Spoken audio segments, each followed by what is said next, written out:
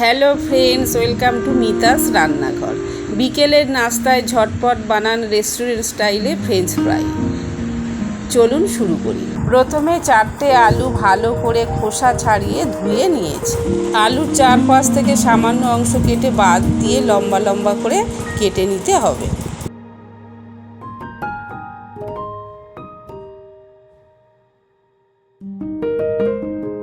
আলুগুলো কাটা হয়ে গেলে এবার একটা পাত্রে জল নিয়ে তাতে আলুগুলো 10-15 মিনিটের জন্য ভিজিয়ে রাখবো।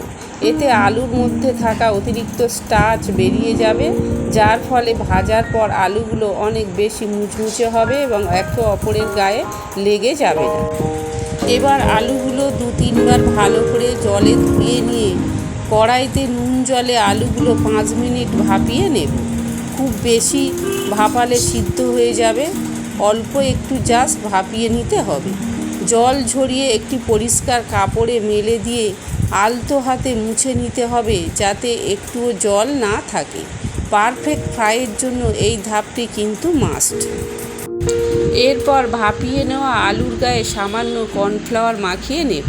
প্রথমবার তেলে দিয়ে হালকা করে ভেজে তুলে নিয়ে কিছুক্ষণ ঠান্ডা হতে দেব। এরপর কড়া গরম তেলে দ্বিতীয়বার লালচে করে ভেজে নিলেই তৈরি আমাদের একদম ক্রিস্পি ফ্রেঞ্চ ফ্রাই।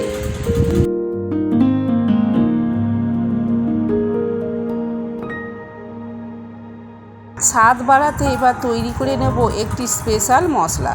একটা বাটিতে 1 চামচ করে বিট নুন, লঙ্কা গুঁড়ো আর চাট মশলা দিয়ে ভালো করে মিশিয়ে নিলেই তৈরি।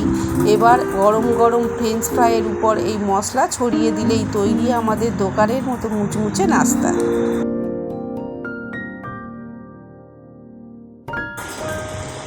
তৈরি আমাদের মুচমুচে ফ্রেঞ্চ ফ্রাই। রেসিপিটি ভালো লাগলে লাইক দিন আর এমন আরও সহজ রান্নার জন্য চ্যানেলটি সাবস্ক্রাইব করে পাশে থাকুন।